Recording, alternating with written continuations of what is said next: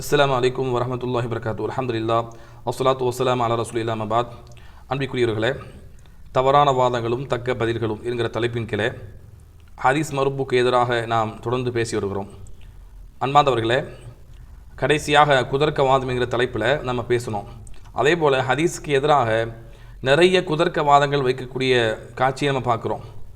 உலகமே ஒரு கண்ணோட்டத்தில் ஹதீஸை விளங்கினால் இவர்கள் என்ன செய்கிறாங்க? யதார்த்த சிந்தனைக்கு மாற்றமாக குதர்க்கமாக விளங்கக்கூடிய காட்சியை நம்ம பார்க்குறோம். அன்பார்ந்தவர்களே, இவங்க அதற்கு ஒரு உதாரணம் சொல்கிறேன் பாருங்கள். நபி ஸல்லல்லாஹு அலைஹி வஸல்லம் அவங்களுக்கு காலத்தில் ஹராம் பின்த் மில்ஹான் சொல்லக்கூடிய ஒரு சஹாபிய பெண்மணி இருந்தாங்க. இந்த சஹாபிய பெண்மணியுடைய வீட்டுக்கு நபி ஸல்லல்லாஹு அலைஹி வஸல்லம் அவங்க போவாங்க அப்படின்னு ஹதீஸில் வருது. கூடுதலாக ஹதீஸில் வருது, தன்னுடைய மனைவியர் அல்லாத ஒரு வீட்டுக்கு ரசூலுல்லாஹ் அடிக்கடி போய் வருவாங்கன்னு சொன்னால் இந்த ஹராம் பின்த் மில்ஹான் ரலியல்லாஹு அன்ஹாவுடைய வீட்டுக்கு தான் போவாங்க அப்படின்னு ஹதீஸு பதிவு செய்யப்பட்டிருக்கிறது.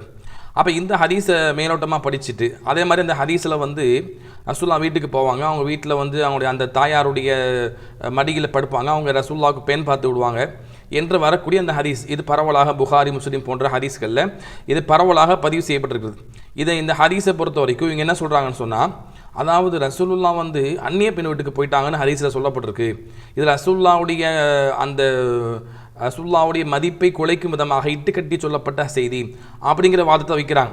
அதற்கு அவங்க வைக்கக்கூடிய வாதம் என்ன? அந்நிய பெண் என்று இவங்க சொல்வதற்கான காரணம் என்னன்னு சொன்னால், நபி ஸல்லல்லாஹு அலைஹி வஸல்லம் அவங்க தன்னுடைய மனைவிமார் அல்லாத வேற வீட்டுக்கு போகிறதா இருந்தால் இந்த பெண்ணுடைய வீட்டுக்கு போவாங்கன்னு வருது. அப்போ அது அந்நிய பெண்ணு தான் அப்படிங்கிறாங்க. இப்போ அன்பார்ந்தவர்களே, இவங்க வைக்கக்கூடிய வாதத்தை பாருங்கள். மனைவிமார் அல்லாத வேறு வீட்டுக்கு ரசூலுல்லாஹ் போகிறாங்கன்னா அது அந்நிய பெண்ணுடைய வீட்டாக தான் இருக்கணுமா? ஏன் வேறு உறவுக்கார வீடாக இருக்கக்கூடாதா? அப்போ இவங்க வைக்கக்கூடிய வாதம் என்பது எந்த அளவிற்கு ஹதீஸை மறுப்பதற்கு யதார்த்த சிந்தனை விட்டும் தடம் புரண்டு குதர்க்கமாக பேசுகிறாங்கன்னு பாருங்கள். அப்போ நபி ஸல்லல்லாஹு அலைஹி வஸல்லம் அவங்க போகிறாங்கன்னு பதிவு செய்யப்பட்டிருக்குது. அப்போ ரசூலுல்லாஹ்வை பற்றி நம்பகமான சஹாபாக்கள், இமாம்கள், அறிஞர்கள் அதை பதிவு பண்ணி வச்சுருக்கிறாங்க அப்படின்னு சொன்னால் அந்த ஹதீஸை வச்சு நம்ம என்ன செய்யலாம்? ஒரு ஹதீஸில் பெரிய விளக்கம் தேவையில்லை. ஒரு ஹதீஸு நிரூபணமாக்கப்பட்டு விட்டதான். அந்த ஹதீஸ் நிரூபணமாக்கப்பட்டு விட்டதுன்னு சொன்னால் அங்கேயே நம்ம என்ன செய்யலாம்? யதார்த்தமாக விளங்கிக் கொள்ளலாம். நபி ஸல்லல்லாஹு அலைஹி வஸல்லம் அவங்க போனாங்கன்னு இருக்குன்னா அது எந்த அறிவிப்பாட்டையும் பிரச்சனை இல்லாமல் நம்பகமான அறிவிப்பாளர் மூலமாக அறிவிக்கப்பட்டிருக்குன்னா அப்போ அது ரசூலுல்லாஹ்வுடைய உறவுக்கார பெண்ணாக தான் இருக்குது என்கிற குறிப்பு அதுலேயே நமக்கு இருக்குது. இது யதார்த்தமாக சிந்திக்கக்கூடிய மக்களுக்கு அதுவே போதுமானது. இருந்தாலும் கூட நீங்கள் பாருங்கள், அதாவது நபி ஸல்லல்லாஹு அலைஹி வஸல்லத்துடைய அந்த ஹராம் பின்த் மில்ஹான் அவங்கள பற்றி வரலாற்று ஆசிரியர்கள் சொல்கிறாங்க, இவங்க ரசூலுல்லாஹ்வுடைய பால் கொடி சிறிய தாயார் அப்படிங்கிறாங்க. அப்போ வரலாற்று ஆசிரியர்கள் எல்லாரும் என்ன சொல்கிறாங்கன்னு சொன்னால், இவங்க ரசூலுல்லாஹ்வுடைய பால் கொடி சிறிய தாயாருங்கிறாங்க. அப்போ மகரமான பெண் என்கிற கருத்தை தான் வரலாற்றில் உள்ள அறிஞர்கள் சொல்கிறாங்க. அப்போ வரலாற்று ஆசிரியர்கள் சொன்ன எல்லாமே பொய். இவங்க என்ன செய்கிற ஹதீஸில் மேலோட்டமாக மனைவி அல்லாத வேறு வீட்டுக்கு போனால் அது அந்நிய பெண் வீடு தான் அப்படின்னு சொல்லி தவறாக சித்தரித்து இவங்க வைக்கக்கூடிய வாதம் தான் சரின்னு சொல்லி அது ஒரு கூட்டம் நம்புகிறாங்கன்னு சொன்னால் சுப்ஹானல்லாஹ், எவ்வளோ பெரிய ஆச்சரியமாக இருக்குது. ஏன் வரலாற்று ஆசிரியர்கள் தான் அங்கே உள்ள காலகட்டத்தில் அந்த பழைய மக்கள்கிட்ட ரசூலுல்லாஹ்வோட பயணித்த சஹாபாக்கள்கிட்ட கட்டுறவங்கள்ட்ட அவங்கள்ட்ட கேட்டு என்ன செய்வாங்க? அதற்கான விளக்கத்தை கேட்டிருக்கிறாங்க. அப்போ எல்லாமே ஹதீஸில் நேரடி நமக்கு வந்துருமா? இது சில விஷயங்கள் என்ன செய்ய முடியும்? வரலாறில் சொல்லப்பட்ட அந்த கருத்தை வைத்து தான், வரலாற்று சம்பவங்களை வச்சு தான் ரசூலுல்லாஹ்வுடைய சிறிய தாயாரா அல்லது மகரமான பெண்ணா அல்லது மகரம் அல்லாத பெண்ணாங்கிறத முடிவு செய்ய முடியும். இப்போ அன்பார்ந்தவர்களே, இந்த குதர்க்கவாதி என்ன செய்கிறாங்கன்னு சொன்னால் இப்படி தேவையில்லாமல் இந்த ஹதீஸில் தேவையில்லாத சிந்தனையை ஊட்டி ஹதீஸை மறுக்கிறாங்க. அதே போல் பாருங்கள், நபி ஸல்லல்லாஹு அலைஹி வஸல்லம் இந்த ஹராம் பின்த் மில்ஹான் ரலியல்லாஹு வீட்டுக்கு போகிற மாதிரி சுலைம் சொல்லக்கூடிய அனஸ் பின் மாலிக் ரலியல்லாஹுடைய தாயார் வீட்டுக்கு போவாங்க. அவங்க யாருன்னு சொன்னால் இந்த ஹராம் பின்த் மில்ஹான் ரலியல்லாஹுடைய சகோதரி. அவங்க வீட்டுக்கு ரசூலுல்லாஹ் அதிகமாக போவாங்கன்னு பார்க்குறோம். அந்த அகழ் போர் சமயத்தில் குழி தோண்டும் போது ரசூலுல்லாஹ்வுக்கு உணவு இருக்காது. அப்போ அனஸ் ரலியல்லாஹு அவங்கள விட்டு அனுப்பி சுலைம் ரலியல்லாஹு வீட்டுக்கு அழைச்சிட்டு வர சொல்லுவாங்க. ரசூலுல்லாஹ் பல 70 சஹாபாக்களை கூட்டு போவாங்க. அப்போ அந்த சமயத்தில் பார்த்தீங்கன்னு சொன்னால் நபி ஸல்லல்லாஹு அலைஹி வஸல்லம் அவங்களுடைய வீட்டு சமையல் அறைக்குள்ளே வரையும் போயிட்டு நின்று பேசி அந்த உணவை மூடி வைங்க, முழுசாக துறக்காதீங்க, துறக்காமல் எடுத்து கொடுங்க அப்படின்னு சொல்லுவாங்க. அதுக்கப்புறம் அந்த உணவு அதிகமாக எல்லாரும் சாப்பிட்டு போனதுக்கப்புறம் அந்த உணவு மீதமாக இருக்குன்னு நம்ம செய்தி பார்க்குறோம். அப்போ அங்கேயும் பாருங்கள், ரசூலுல்லாஹ் ஸல்லல்லாஹு அலைஹி வஸல்லம் அவங்களுடைய மகரமான உறவாக இருக்க போய் தான், ஆகமான பெண்ணாக இருக்க போய் தான் நபி ஸல்லல்லாஹு அலைஹி வஸல்லம் என்ன அப்படி இருக்கிறாங்க? சுலைம் ரலியல்லாஹு அனஸ் பின் மாலிக் ரலியல்லாஹுடைய அந்த தாயாருடைய வீட்டுக்கும் உள்ளே போய் ரசூலுல்லாஹ் என்ன பண்ணாங்க? சாதாரணமாக நின்று பேசி கொண்டு வராங்கன்னு பார்க்குறோம். அப்போ இப்படியாக நபி ஸல்லல்லாஹு அலைஹி வஸல்லத்தினுடைய உறவுக்கார பெண்களாக தான் இருந்தாங்க என்பதற்கு தான் இந்த செய்தி எல்லாம் சான்றாக இருக்குது. இப்போ அன்பானவர்களே, இவங்க என்ன செய்கிறாங்க, தேவையில்லாமல் இந்த ஹதீஸை மறுத்து விட்டு தேவையில்லாத வியாக்கியானம் பேசி ரசூலுல்லாஹ் அந்நிய பெண் வீட்டுக்கு போனான்னு ஹதீஸில் பதிவு செய்யப்பட்டிருக்கு, இந்த பாருங்கன்னு சொல்லி தேவையில்லாமல் அவங்களுடைய வாராந்திர அந்த மாதாந்திர அந்த பத்திரிகையில் வந்து என்ன செய்கிறாங்க, ஒரு அந்நிய பெண் வீட்டு மடியில் ரசூலுல்லாஹ் படுத்த மாதிரி ஒரு படத்தை போட்டு அதை சித்தரித்து தவறாக. அப்போ வரலாற்றில் வந்து எல்லா வரலாற்று ஆசிரியர்களும் சொன்னது தவறு. அந்த ஹதீஸை வந்து பதிவு செய்த அறிஞர்கள் எல்லாரும் தவறாக பதிவு பண்ணிட்டாங்க. ரசூலுல்லாஹ் அந்நிய பெண் வீட்டுக்கு போயிருக்கேன், ரசூலுல்லாஹ் மீது அபாண்டமாக போய் சொல்லியிருக்கேன், அந்த ஹதீஸை பிடிச்சிட்டு ஹதீஸ்ன்னு சொல்லிட்டாங்க அப்படின்னு சொல்கிறாங்கன்னா எந்த அளவுக்கு இவங்களுடைய குதர்க்கவாதத்தை சரிகண்டு இந்த இஸ்லாமிய சமுதாய மக்கள் அனைவரையும் மடையர்களாக அல்லது வந்து ஹதீஸை சரியாக ஆய்வு செய்யாத மக்களாக சித்தரிக்கிறாங்க. பன்மாதொழி இவங்களுடைய அந்த குறுக்கு புத்தியை நம்ம புரிந்து கொள்ள வேண்டும். அடுத்து வந்து பாருங்க, அடுத்து முக்கியமான ஒரு செய்தி, பரவலாக பேசப்பட்ட செய்தி, அதுவும் தவறாக சித்தரித்து அதை வைத்து தேவையில்லாத பிரச்சனையை கிளப்பி தேவையில்லாத மனசங்கடத்தை ஏற்படுத்தி மிகப்பெரிய ஹதீஸுக்கு எதிராக ஒரு பேசப்பட்ட ஒரு செய்தி என்னன்னு சொன்னால், நபி ஸல்லல்லாஹு அலைஹி வஸல்லம் காலத்தில் சாலிம்னு சொல்லக்கூடிய ஒரு சஹாபி இருந்தார். இந்த சாலிம்னு சொல்லக்கூடிய சஹாபியை அபூ ஹுதைஃபா ரலியல்லாஹு அன்ஹு சொல்லக்கூடிய ஒரு சஹாபி தன்னுடைய வளர்ப்பு பிள்ளையாவே எடுத்து வந்தாங்க. அந்த செய்தி தெளிவாக பதிவு செய்யப்பட்டிருக்கு. சரிங்களா? அடுத்து வந்து கொஞ்ச நாள் கழித்து அல்லாஹ் ரப்புல் ஆலமீன் வசனத்தை இறக்குறான், நீங்கள் வளர்ப்பு பிள்ளை எடுத்து கொண்டவர்களை உங்களுடைய பெயரை சொல்லி அழைக்காதீங்க, அவங்களுடைய உண்மையான தந்தையுடைய பெயரை சொல்லி அழைங்க. அந்த உண்மையான தந்தையுடைய பெயர் தெரியாவிட்டால் அவங்கள உங்களுடைய மார்க்க சகோதரர்கள் அப்படின்னு அழைங்க அப்படின்னு அல்லாஹ் ரப்புல் ஆலமீன் அஹ்ஸாபுடைய வசனத்தை இறக்குறான், 3வது வசனத்தை. அப்போ அதில் வந்து பார்க்கும்பொழுது அந்த வசனம் இறக்கப்பட்ட பின்னால் அப்போ வளர்ப்பு பிள்ளை வந்து நம்முடைய சொந்த பிள்ளை கிடையாது, அதுவும் வந்து அந்நிய ஆணை போல தான் அவங்களையும் நம்ம கருத வேண்டும். அந்த சட்டத்தை வந்து அல்லாஹ் ரப்புல் ஆலமீன் அங்கே சொல்கிறான். அப்போ சொன்னதுக்கு பின்னால் இந்த சாலிம் ரலியல்லாஹு அன்ஹு வந்து அவங்களும் அவருடைய மனைவி 2 பேர்த்துக்கும் பெரிய சங்கடம் ஏற்படுது. அதுக்கு வசனம் இறக்கப்பட்ட பின்னால் இந்த வளர்ப்பு பிள்ளை வந்து எப்பயும் போல வீட்டுக்கு வந்துட்டு போகிறார். அப்போ அபூ ஹுதைஃபாவுடைய அந்த முகத்தில் வந்து ஒரு சங்கடம் ஏற்படுது. அதாவது நம்ம அல்லாஹ் வசனத்தை இறக்கிட்டான், அப்போ வளர்ப்பு பிள்ளையாக இருந்தாலும் அது அந்நிய பிள்ளை மாதிரி தான் கருதப்படும். அப்போ அந்த பிள்ளை வந்து நம்ம வீட்டுக்கு வந்துட்டு போகிறது வந்து மார்க்கத்துக்கு முரணான காரியமே, நம்முடைய மனைவிட்டு வந்து பேச முடியாது, தனிமையில் இருக்க முடியாது அப்படின்னு அவங்க சங்கடப்படுறாங்க. அந்த சங்கடத்தின் காரணமாக உள்ள முகம் மாறுது. அதுக்கு பிறகு வந்து இந்த அதாவது அபூ ஹுதைஃபா ரலியல்லாஹு அன்ஹுடைய மனைவி வந்து என்ன செய்ய ரசூலுல்லாஹ்ட்ட போய், ரசூலுல்லாஹ் இப்படி வந்து என்னுடைய கணவர் வந்து சாலிமை வந்து நான் வளர்ப்பு பிள்ளையை எடுத்து வந்தோம், வசனம் இறங்கி விட்டது, வளர்ப்பு பிள்ளையை வந்து சொந்த பிள்ளையை போல பார்க்கக்கூடாது, வசனம் இறங்கி விட்டது, அப்போ வளர்ப்பு பிள்ளை வந்து அந்நிய பிள்ளையை போல தான் கருதப்படும், அப்போ என் வீட்டுக்கு வந்துட்டு போகிறாரு எப்பயும் போல பழைய மாதிரி, அது என்னுடைய கணவருக்கு வந்து அதிருப்தியாக இருக்குது அப்படின்னு சொல்கிறாங்க. சரிங்களா? அப்போ ரசூலுல்லாஹ் ஸல்லல்லாஹு அலைஹி வஸல்லம் சொன்னாங்க, நீங்கள் வந்து என்ன செய்யுங்க, அவருக்கு பால் கொடுத்துருங்க. பால் கொடுத்துருன்னு சொன்னால் அவங்க வந்து உங்களுக்கு வந்து அவர் பால் கூடி பிள்ளையாக மாறிடுவார், அப்போ நீங்கள் இந்த சங்கடத்தை தவிர்த்து கொள்ளலாம் அப்படின்னு நபி ஸல்லல்லாஹு அலைஹி வஸல்லம் சொல்கிறாங்க. சரிங்களா? இதுதான் ஹதீஸுடைய சாராம்சம். அப்போ இதை வச்சு என்ன சொல்கிறாங்கன்னு சொன்னால், அதாவது அபூ ஹுதைஃபா வீட்டுக்கு ஏதோ ஒரு அந்நிய ஆண் வந்துட்டு போயிட்டு இருந்தார், அவருக்கு அது பிடிக்கல, எனவே ரசூலுல்லாஹ்ட்ட போய் கேட்டாங்க, ரசூலுல்லாஹ் பால் குடிக்க சொல்லிட்டாங்க அப்படின்ட்டு. அப்போ இது அப்படியே தலைகீழாக வளர்ப்பு பிள்ளை எடுத்து வந்ததை அந்நிய பெண் வந்துட்டு போகிறத வந்து அந்நிய ஆண் வந்துட்டு போகிற மாதிரி சித்தரித்து, எனவே தான் ஆனது அபூ ஹுதைஃபாவுக்கு அந்த சங்கடம் ஏற்பட்டது என்பதை போல் சித்தரித்து சொல்கிறாங்க. அன்பார்ந்தவர்களே, அந்நிய ஆணாக இருந்தால் எதுக்கு ரசூலுல்லாஹ்ட்ட போய் வந்து இப்படி நாங்கள் வந்து இந்த வீட்டுக்கு வந்துட்டு போகிறாரு, இப்போ என்னுடைய கணவருக்கு வந்து முகம் அதிருப்தியாக இருக்குது, எனவே வந்து எனக்கு சட்ட சொல்லுங்கன்னு அந்த பெண்மணி கேட்கணும். அந்நிய பெண்ணாக இருந்தால் அந்நிய ஆணாக இருந்தால் அபூ ஹுதைஃபா என்ன செஞ்சுருப்பார், உடனே போய் தடுத்திருப்பார், அல்லது வந்து மனைவி கண்டிச்சிருப்பார், அதெல்லாம் செய்யணும், அதெல்லாம் முறை.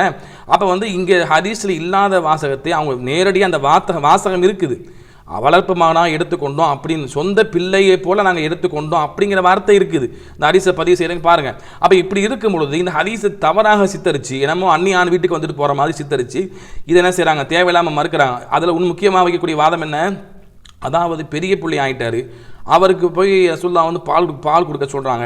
அப்போ அந்த பெண்மணி கேட்குறாங்க, ரசூலுல்லாஹ் அவர் தாடி வளர்ந்த ஒரு பிள்ளை ஆகிட்டார், எப்படி நான் வந்து பால் கொடுக்குறதுன்னு கேட்கும்போது ரசூலுல்லாஹ் சொல்கிறாங்க, எனக்கு தெரியும் நீ பால் கொடுங்கன்னு சொல்கிறாங்க அப்படின்னு அந்த ஹதீஸ் முடியுது.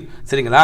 அப்போ இதை வந்து என்ன செய்கிறாங்கன்னு சொன்னால், அது எப்படி ஒரு வந்து பெரிய பிள்ளைக்கு வந்து வாலிப வயதை அடைந்த பெரிய ஆணுக்கு வந்து ரசூலுல்லாஹ் வந்து பால் கொடுக்க சொல்லுவாங்க, இது வந்து அசிங்கமான ஒன்று இல்லையா அப்படின்னு சித்தரிக்கிறாங்க. சரிங்களா? அன்பார்ந்தவர்களை, இதில் பாருங்கள், நபி ஸல்லல்லாஹு அலைஹி வஸல்லம் வந்து பால் கொடுக்க சொன்னாங்கன்னு தான் இருக்குது. சரிங்களா? உடனே என்ன சொல்லுவாங்கன்னா, அது எப்படி வந்து நம்ம என்ன விளக்க சொல்லுவோம் அவங்களுக்கு, அதாவது ரசூலுல்லாஹி ஸல்லல்லாஹு அலைஹி வஸல்லம் அவங்க பால் கொடுக்க சொன்னாங்கன்னா மார்பிளாக இல்லை, அதை வந்து கறந்து கொடுக்கணும் அப்படிங்கிற விளக்கத்தை அறிஞர்கள் சொல்கிறாங்க. அப்படி நம்ம சொல்கிறோம். அதுக்கு என்ன சொல்லுவாங்கன்னு தெரியுமா, அதாவது ரசூல்லா சொல்லும் பொழுது என்ன செய்கிறாங்க, அந்த பெண்மணி, யார் ரசூலுல்லாஹ் அது வந்து தாடி முளைத்த ஆணாக இருக்கிறாரே, நான் எப்படி கொடுக்குறது அப்படின்னு கேட்குறாங்க அந்த பெண்மணி. எனவே வந்து நேராக மார்பில் வச்சு குடிப்பதை போலத்தான் அதில் வந்து இருக்குது, எனவே தான் சங்கடப்பட்டு கேட்குறாங்க அவங்க அப்படின்னு வார்த்தையை சொல்கிறாங்க, அந்த வாதத்தை வைக்கிறாங்க. அன்பார்ந்தவர்களே, ஒரு தாடி வளர்ந்த ஒரு பெரிய ஆணாக இருந்தாலும் அவங்களுக்கு நம்முடைய மார்பில் இருந்து பாலை கறந்து கொடுத்தாலும் அதுவும் சங்கடமான ஒரு காரியம் தானே. ஏன் அதுக்கு வந்து சங்கடப்பட்டிருக்க மாட்டாங்களா? அப்போ வந்து தவறாக, அதாவது மார்பில் வைத்து குடித்ததை போல, குடிக்க சொன்னதை போல அங்கே ஹதீஸை வந்து தவறாக சித்தரிக்கிறாங்க. இப்போ வந்து யதார்த்தமாக நான் புரிந்து கொள்ளலாம். ஒரு அந்நியான இருக்கிறாரு, அந்நிய ஆணாக இருக்கிறனால, அதே மாதிரி வந்து அவர் வாலிபராக இருக்கிறாரு, தாடி வளர்ந்த அளவுக்கு ஒரு பெரிய ஆளாக இருக்கிறாரு, எனவே வந்து அந்த பெண்மணி வந்து சங்கடப்பட்டாங்கன்னு எடுக்க முடியாதா?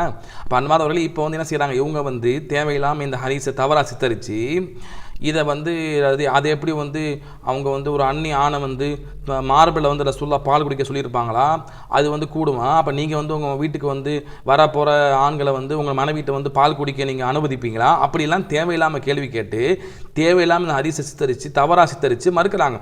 அன்பார்ந்தவர்களே, இதில் வந்து ஒன்று நம்ம என்ன செய்யலாம், அது வந்து கறந்து கொடுத்தாங்க அப்படி எடுத்துக்கொள்ளலாம். ஏன்னா வந்து பெரிய பிள்ளையாக இருக்கும் பொழுது அப்படித்தான் கொடுப்பதற்கு வாய்ப்புகள் இருக்கிறது. நம்ம விளக்கம் சொல்லி எடுக்க முடியாதா? அப்படி வாய்ப்பே இல்லையா? மார்பில் வச்சு குடிங்க சொன்னாங்களா? அந்த வார்த்தை இருக்குதா? வார்த்தை இல்லாமல் இருக்கும் பொழுது எப்படி வந்து இவங்க தவறாக சித்தரிக்கிறாங்கன்னு பாருங்கள். இப்போ நம்ம வந்து ஒரு சம்பவத்தை பார்க்குறோம். இப்ராஹிம் காலத்தில் லூத் நபி வாழ்ந்தாங்க. லூத் நபி சமுதாயத்தினுடைய அந்த இதில் பார்த்தோம்னு சொன்னால், அந்த மக்கள் வந்து ஆண்கள்கிட்ட தான் என்ன செய்வாங்க, தவறாக நடந்து கொள்வாங்க, பெண்களை விட்டுட்டு ஆண்கள்கிட்ட போவாங்க. அப்போ மலக்குமார்கள் வந்து என்ன செய்வாங்கன்னு சொன்னால், லூத் நபியை பார்க்க வரும்பொழுது மலக்குமார்கள் ஆண்களுடைய அழகிய ஆண்களுடைய தோட்டத்தில் வரும்பொழுது அந்த மக்கள் தவறாக நடந்து கொள்ள பார்ப்பாங்க, லூத் நபியுடைய சமுதாய மக்கள். அப்போ என்ன சொல்லுவாங்கன்னா, இவங்களை விட்டுருங்க, இவங்களுடைய விருந்தாளிகள், அவங்கள நீங்கள் என்ன செய்ய தவறாக சீண்டாதீங்க, உங்களுக்கு வேண்டுமானால் என்னுடைய பிள்ளைகளை எடுத்துக்கொள்ளுங்க, பெண் பிள்ளைங்க இருக்கிறாங்க அவங்கள எடுத்துக்கொள்ளுங்க அப்படின்னு பொதுவாக சொல்கிறாங்க. சரிங்களா? இந்த வார்த்தையை தான் வசனத்தில் வருது லூத் நபி சொன்னதாக. அப்போ இதை தவறாக சித்தரிக்க முடியுமா? என்ன ஆண்கள்கிட்ட போகிறதுக்கு பதிலாக பெண்கள்கிட்ட அனுப்பிச்சி விட்றாங்க. அப்போ வந்து அது விபச்சாரம் தானே. அப்போ திருமணம் முடிக்காமல் எப்படி வந்து நம்ம வந்து பெண்கள்கிட்ட போக முடியும், அனுமதிக்க முடியும்? அவங்க ஆண்கள்கிட்ட போகிறவங்கள பிடிச்சி பெண்கள்கிட்ட தவறாக பயன்படுத்தி கொள்ளுங்க அப்படின்னு சொல்கிறாங்களே, லூத் நபி சொல்ல முடியுமா? அப்போ அதை நம்ம எப்படி எடுத்துக்கொள்வோம்? பெண்களை நீங்கள் பயன்படுத்தி கொள்ளுங்கன்னா எடுத்துக்கொள்ளுங்கன்னு அர்த்தம். அதை முறையாக திருமணம் முடித்து அவங்கள எடுத்துக்கொள்ளுங்க, இப்படி தவறாக அந்நிய ஆண்கள்கிட்ட வந்து தவறாக நடந்து கொள்ளாதீங்க அப்படின்னு தான் நம்ம விளக்கத்தை புரிவோம். அதே மாதிரி தான் இங்கேயும் வந்து பால் கொடுக்கன்னு சொன்னால் ஒரு பெரியவராக இருக்கக்கூடிய நபர்கிட்ட எப்படி கொடுத்துருப்பாங்க, கறந்து கொடுத்துருப்பாங்கன்னு எடுத்துகிட்டு போயிடலாம், அது பிரச்சனை இல்லை. அதே போல் வந்து பார்த்தோன்னு சொன்னால் அவர் வந்து சிறு வயதில் இருந்து வளர்ப்பு பிள்ளை, அதாவது சொந்த பிள்ளையை போல் ஹதீஸில் வருது. அந்த ஹதீஸை நம்ம பதிவு பண்ண பார்த்துருப்பீங்க. அந்த சொந்த பிள்ளையாகவே கருதி வந்த ஒரு பிள்ளையை வந்து, அதுவும் தன்னுடைய அந்த பெண்மணியை வந்து அந்த நபர் சாலிம் சொல்லக்கூடிய அந்த நபர் வந்து சஹாபி, அவங்க தாயாவே கருதி வந்தவங்கள்ட்ட போயிட்டு மார்பிளையே குடித்ததாக இருந்தாலும் என்ன பிரச்சனை இருக்குது, அதில் என்ன சங்கடம் இருக்குது? அப்போ அதாவது சிறிய வயதில் இருந்து இப்படி வந்து இருக்கிறாங்க. அந்த சட்டம் சொல்வதற்கு முன்னால் அவங்க அப்படியே இருந்து பழகிட்டாங்க. சட்டமாக்கப்பட்ட பின்னால் நம்ம அப்படி ஆக முடியாது. சரிங்களா? அதே மாதிரி இன்றைக்கி நம்ம பார்க்குறோம், சில மக்கள் வந்து இஸ்லாத்துக்கு புதுசாக வர்றாங்கன்னு வைங்க, அதே மாதிரி சிறு வயசுலேருந்தே ஒரு பிள்ளை எடுத்து வளர்த்துருக்குறாங்க, சொந்த பிள்ளைய மாதிரி வளர்த்துருக்குறாங்க. அந்த பிள்ளை வந்து அந்த தாய் தந்தையை வந்து சொந்த தாய் தந்தையை போல் பார்த்து வளர்ந்துருக்குது. திடீர்னு இஸ்லாத்துக்கு வந்த உடனே அவங்கள வந்து பிரித்து வச்சிட முடியுமா? அப்போ பிரித்து வச்சோம்னு சொன்னால் அங்கே வந்து கடுமையான சங்கடம் ஏற்படும். அப்போ அதுக்கு தீர்வை தான் இந்த ஹதீஸ் சொல்லுது. அப்போ அந்த தாயாகவே பார்த்து வந்த பிள்ளை அந்த சட்டத்திற்காக அந்த தாயாக பால் குடி தாய் உறவை ஏற்படுத்தி அந்த தாயாரை வந்து ஹலாலாக ஆக்கிக் கொள்வதற்காக மார்பிளை வச்சு குடிச்சா என்ன பிரச்சனை, அதில் எங்கே சங்கடம் இருக்குது?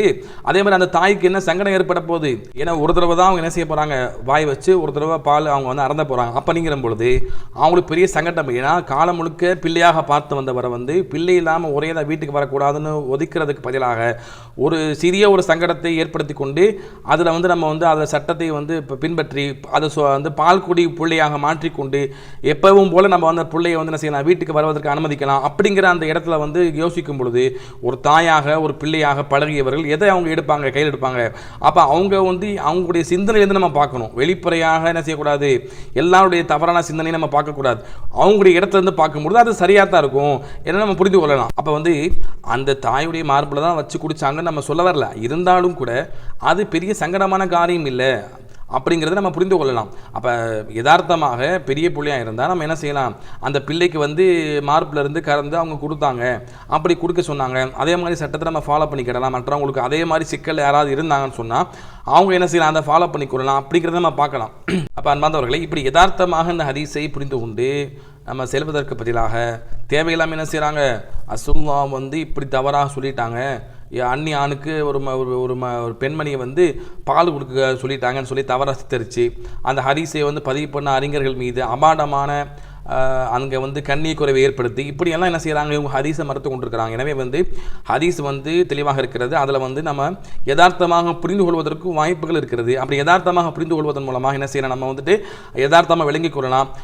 எனவே வந்து இப்படி நம்ம ஹதீஸில் வந்து கேள்வி கேட்டேன்னு சொன்னால் நம்ம சொன்னதை போல் வசனத்தில் என்ன செய்ய வேண்டிய வரும், தவறாக குறுக்கு கேள்வி கேட்க வேண்டி வரும், அங்கேயும் தவறாக சித்தரிக்க வேண்டிய வரும். அப்போ எது வசனத்தை எப்படி நம்ம முறையாக நம்ம புரிந்து கொள்வோமோ அதே போல தான் அந்த இப்ராஹிம் நபி அந்த லூத் நபி சம்பவத்தில் எப்படி வந்து திருமணம் முடிச்சு தான் அவங்க பெண்களை எடுக்க சொன்னாங்க புரிந்து கொள்வோமா, அதே போல தான் இந்த ஹதீஸ் நம்ம என்ன செய்யலாம், அந்த பாயரை வந்து கறந்து கொடுத்துருப்பாங்க அப்படின்னு நம்ம என்ன செய்யலாம், அதை புரிந்து கொள்ளலாம். எனவே வந்து அன்பார்ந்தவர்களே, இப்படிப்பட்ட தேவையில்லை ஹதீஸுக்கு எதிராக வாதங்களை வைப்பதன் மூலமாக ஹதீஸ்கள் அதிகமான ஹதீஸ்களை மறுப்பதற்கான வாய்ப்புகள் இருக்கிறது. இன்னைக்கு அதைத்தான் நம்ம பார்க்குறோம். இந்த ஹதீஸ் மறுப்பை வந்து எவர் வந்து இந்த பீச்சிங்கிற நபர் வந்து தமிழ் உலகத்தில் வந்து தூண்டி விட்டாரோ அவர் இன்னைக்கு நம்ம பார்க்குறோம். சுப்ஹானல்லாஹ், தினந்தோறும் ஹதீஸை மறுத்து கொண்டே போறார்.